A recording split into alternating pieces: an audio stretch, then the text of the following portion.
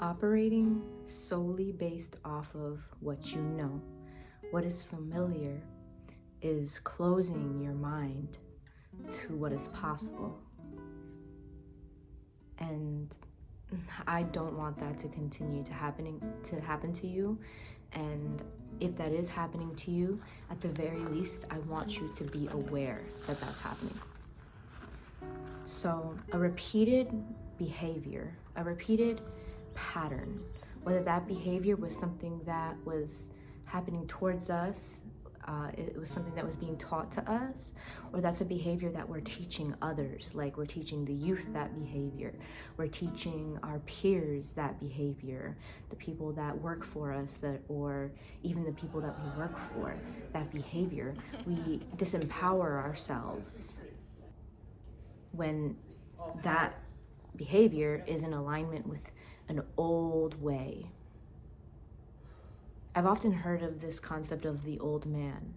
The old man is the one who does not believe in something greater. The old man is one who opts out for a reality, for a perspective that does not allow for growth, that does not allow for expansion, and that is your very nature. So we don't want to be like the old man who believes that it is only possible in one way, that there are not many ways to go about something. Now, in one of my videos, I speak specifically on desires versus requirements and the difference between your needs and your desires. So there are certain instances where you are required that there's only one way to achieve something, right? For example, in order for you to get to the ocean, there's only one way there. You have to go outside, right? So that's a prime example of, there being one way.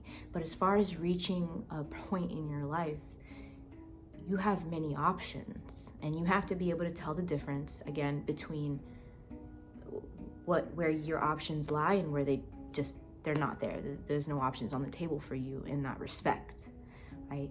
But I'm more so speaking about the fact that you are not limited to your past, and limiting yourself to a past experience is very natural because it biologically ingrains itself into your body and into your mind. And so everything that you see that confirms that belief is it's a cognitive bias. It's only confirmed because that is what you've known, and that is what is inside of you. That is what is solidified into your body and into your nervous system. Does that mean that there are not other ways to go about things? Some people believe that children will only listen if you discipline them in a particular way, if you beat them or if you speak down on them. So this belief is probably something that you've adopted because you went through that, and now you believe that your child has to, as a result, go through this thing. What's another example? You believe that the only way that you will be successful in life is if you get a degree. The only way that you will be respectable or knowledgeable or capable or qualified to do something is if you acquire a degree in order to do that thing. Entirely untrue.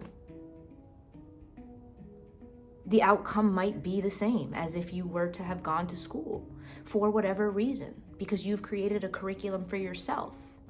That is not the only path.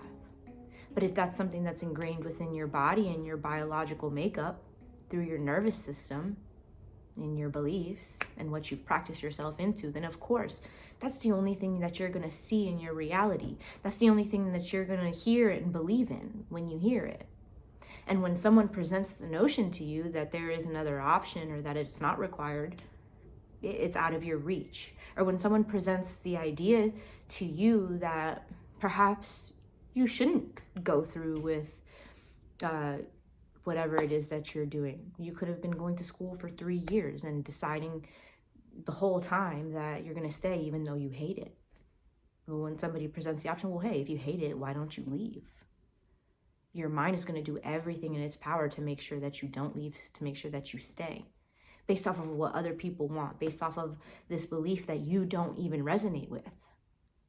right? So this isn't an encouragement to make you quit or to make you deviate off the path that you're on, but it's to make you abundantly aware that there is more than one way. And just because you have known one way of life does not mean that you have to carry on that legacy for all of eternity. It doesn't mean that you have to pass that down to your children.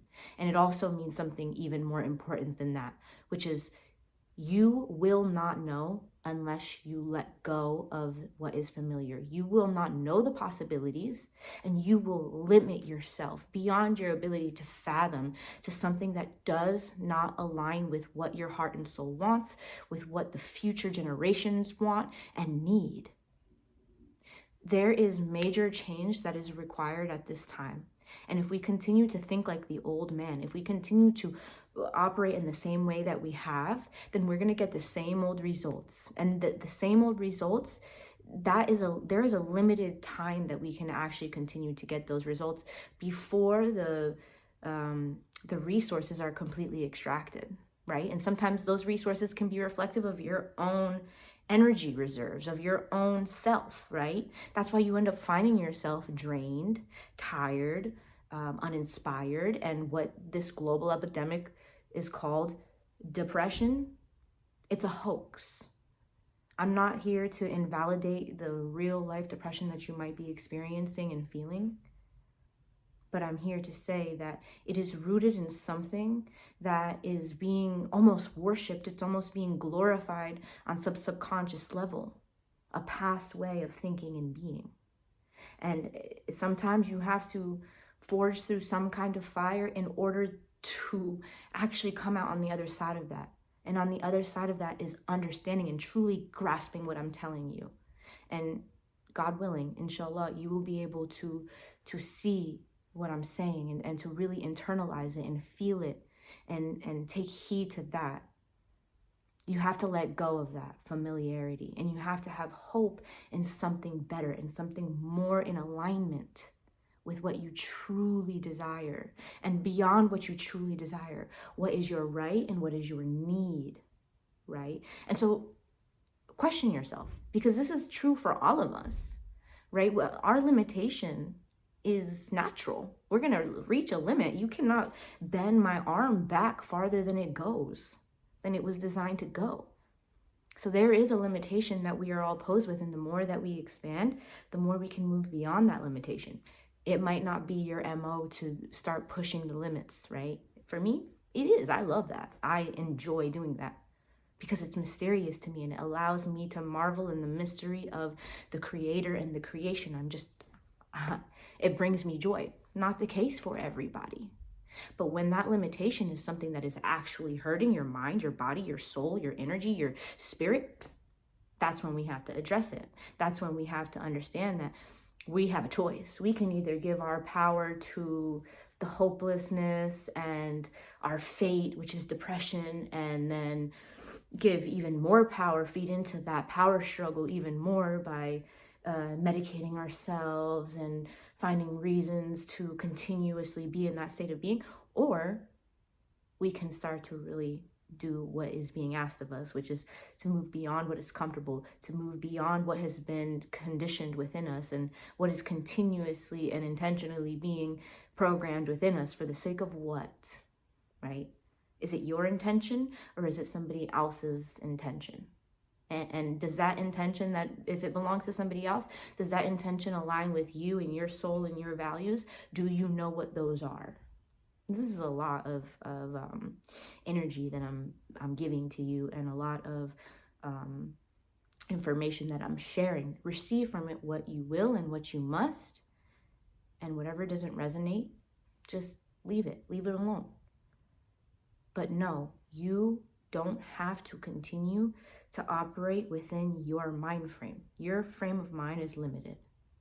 That doesn't take away from your individuality. It does not take away from what you are going to do with your level of wisdom and awareness and love and care.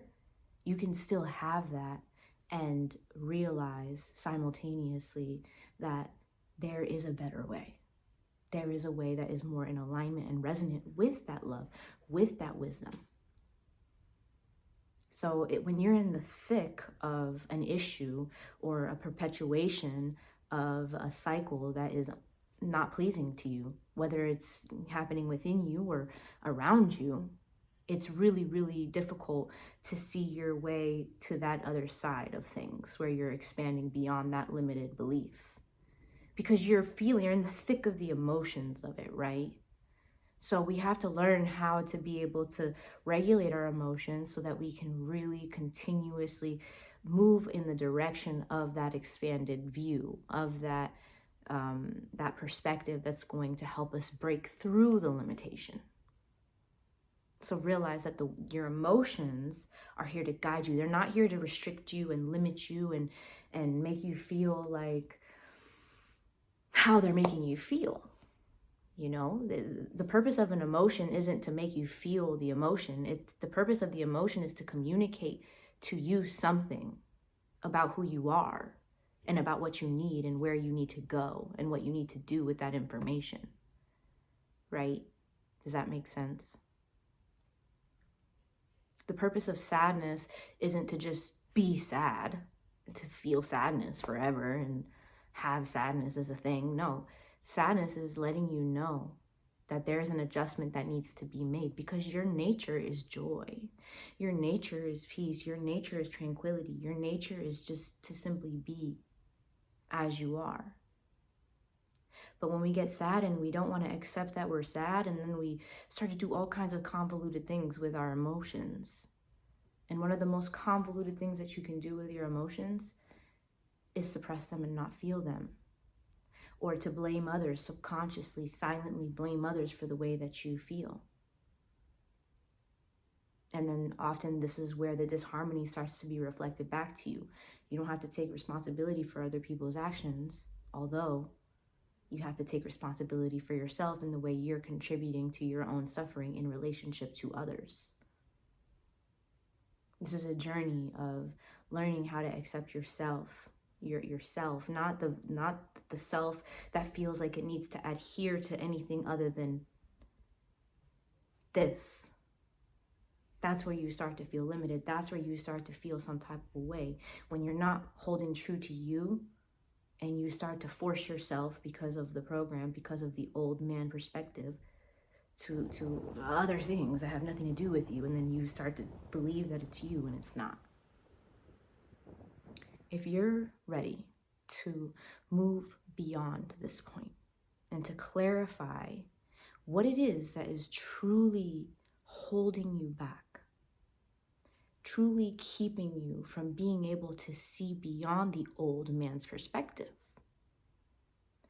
realize that only when you're ready, only if you have it within you truly to face that, will you be able to face yourself? Will you be able to face the real solutions that are available to you?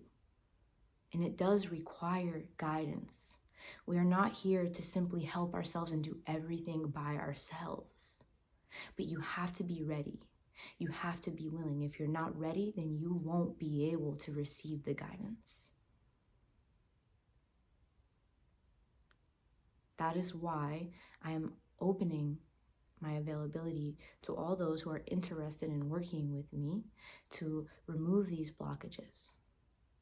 And if you are somebody who feels as though they might be ready, you can connect with me and we can have a consultation and identify first and foremost whether or not we would be a good fit for each other, whether or not what it is that I am providing is going to actually be of service to you, or if there is some more inner work that you might have to do before actually being able to break those barriers.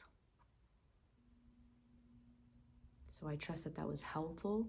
Please feel free to reach out to me. And also I want to share that I'm opening a community where we will all be able to discuss these things openly, and I'll have some live events where we can answer some questions and we can collectively find solutions for the things that we're facing together.